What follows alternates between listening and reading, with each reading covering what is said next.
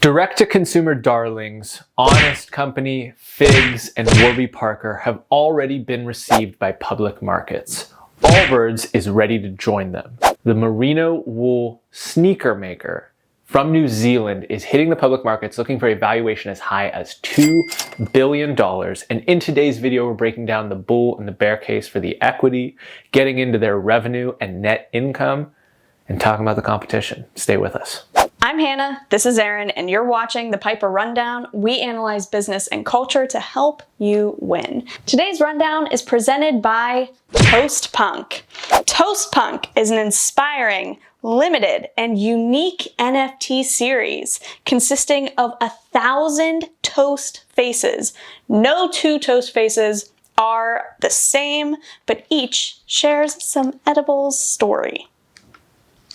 Fun for an NFT. The greatest NFT since sliced bread. Are you into the NFT game, Erin? I have bought NFTs. I have sold NFTs. I feel a bit of frothiness in the market generally, but any NFT project that's smart enough to do a sponsorship with us lets you know the quality of the people behind it. 100%. Credit to them. Credit to them. And credit to Allbirds, aiming to raise $249 million in their forthcoming IPO that will value the company north of $1.8 billion. When this was first dropped, it was suggested the valuation could be as high as $2.2 billion, but they have not quite seen the traction that they were aspiring to when this public offering was first brought to the fore. This is one of the latter IPOs in a series that we've covered on this channel, including Honest Tea, Figs, Warby Parker, and a few others that represent a specific generation of direct-to-consumer retail brands that came up in the early 2010s and have, in some way, shape, or form, actually established their cultural relevance, at least within certain demographics. Totally. I feel like we have been talking about this IPO for so long, or just anticipating shooting this video for forever, but Allbirds has been around for years now, and their branding and overall messaging is so uniquely solid in the world of DTC. The shares will list between $12 to $14 at current estimation on the NASDAQ. The company was actually only founded in 2015, so one of the younger ones within that cohort of different companies. And the origins of the company are very interesting. So what is Allbirds? Really quickly, micro wool, merino wool shoes. The idea being that wool does a better job of wicking moisture away from your feet. Same reason you wear wool socks in the winter most often, some people year round. But the origins of this are actually really fascinating, Hannah. The two founders, who are from New Zealand, received, the university where they were studying, received a grant from the wool industry in New Zealand. So New Zealand, for those that aren't aware, has some fantastic pastures. They do, they're leaders in cheese, they're leaders in dairy. They have these wonderful pastures. Animals are hella sheep, hella cattle. And the wool industry was looking for different applications of the wool that they were raising, because if there's more demand, you can charge more for supply. And this is one of the outshoots, and obviously the most successful of those endeavors. The idea being that it is substantially more environmentally friendly, in addition to having potentially greater performance, because polyester, one of the primary materials made in most other shoe brands, conventional shoes, is plastic based. And whether you are concerned about microplastics and their bioaccumulation in our water, animals, children, and families, or just in general the challenges with recycling and or disposing of plastic once it has been used, single-use plastics, no bueno, then merino wool shoes might be for you. And they have caught on in particular in the startup community that's known to be part of the attire or the uniform of someone in startup land. Totally. They have also followed a very conventional startup playbook, raising hundreds of millions of dollars. In 2018, they raised $50 million at a 1.4 val, raised $100 million in 2020 at a $1.7 billion valuation, including some blue chip investors like Tiger Global, Fidelity, and T. Rowe Price. The issue is that that is not a substantial climb from the last funding. So what we know is it is usually the early employees who find their shares watered down the most by a startup that takes on substantial private investment and fails to have the valuation ramp necessary to maintain the expected value of those shares. Not saying that they didn't do well or wouldn't do well in an IPO, but not as well as they might have been imagining when they first got that seat on a rocket ship. Speaking of rocket ship, they are not really on a rocket ship rate of growth when it comes to the numbers behind this company. Revenue in 2019, 193 million. 2020, a lot of people stayed home, maybe weren't wearing or running through their shoes quite so quickly. $219 million worth of revenue, so some growth. And then $117 million worth of revenue in the first 6 months of 2021, representing just 13% growth for the direct-to-consumer company. They did this all while losing oodles of money. 2019, $14 million loss. 2020, $26 million loss. And 2021, $21 million loss. We will add, before we get into breaking down some more of the numbers, they are going public with the emerging growth moniker, meaning companies that have the emerging growth moniker are not held to quite the same standards of auditory financial oversight. So their books and the associated adjusted EBITDA changes that they're making have not been thoroughly audited by a third party in the way that you would conventionally expect some of the large established companies that are publicly listed to do so. One number that's really exciting, one number that is troubling for this company, we will go first with the good number. 53% of sales in 2020 came from returning customers. Wow. And this is one of the reasons we talked about it with the glasses purchase. Oh yeah. Very similar with the shoe purchase. This is a disposable good, not on the same life cycle as a roll of paper towels or some of these goods that you're getting every week, 2 weeks, 3 weeks, but your shoes eventually run out, eventually the sole wear down. I actually just threw out a pair of Allbirds this past week. No way. Wow. Didn't plan that just by chance. Repurchase? I did not repurchase, but 53% of people do. So that speaks to a relatively high net promoter score, a relatively high affinity from the consistent regular users that Allbirds has found for their products. So that speaks to a capacity to continue to get revenue in the future. The troubling thing is that revenue is not coming profitably. We talked about them losing money, but we also need to reference that their operating expenses are going up, not down, as they scale. So in 2019, when they did 193 million in revenue, 55% OPEX, the operating expenses for the company, were more than 50%, not completely unconventional for a direct-to-consumer retail company, but that climbed to 64% in the year that they went up to $219 million worth of revenue. So they are not showing a high capacity to improve their margins with scale.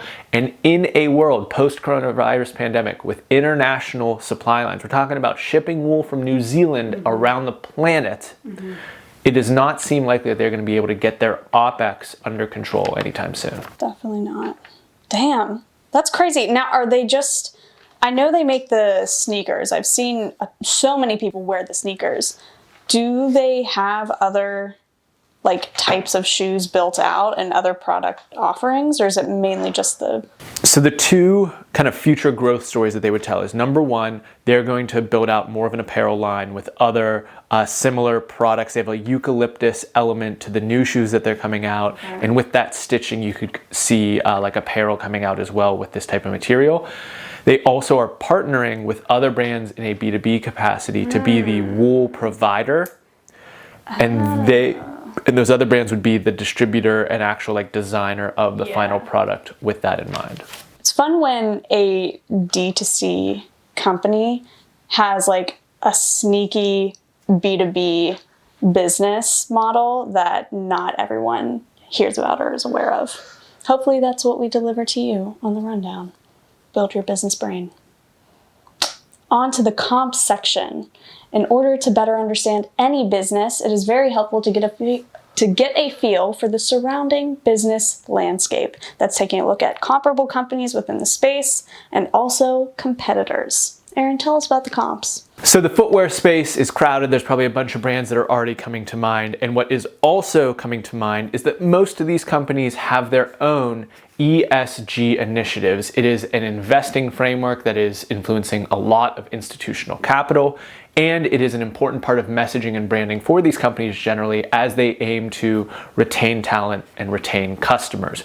Well, the first letter of ESG is environmental impact, and so something like moving from polyesters to wools is a great initiative for every big brand to be looking into. Totally.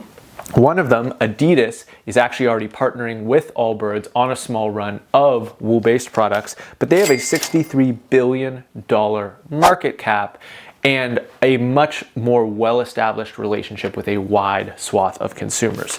Furthermore, Nike and Lululemon with a $57 billion market cap, Nike with a $260 billion market cap, have already introduced environmentally friendly options and have on-ramps for extending those efforts in the future. On Running, who we covered earlier this year in another IPO video, also has their own ESG and sustainable shoe initiatives developed. They saw a nice pop after their IPO up to an $11 billion valuation. Might be indicative of how something like Allbirds is received. Not saying they'll be 11 billion, but could see an upward trajectory given the appetite that markets seem to have for these type of apparel companies generally. But the company that I think is the most jarring comparison would actually be Crocs.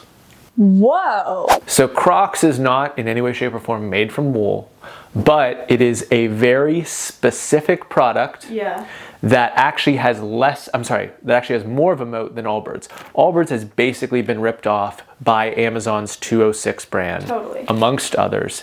Crocs has not been able to be ripped off because of a higher threshold for patentability with the design of those products.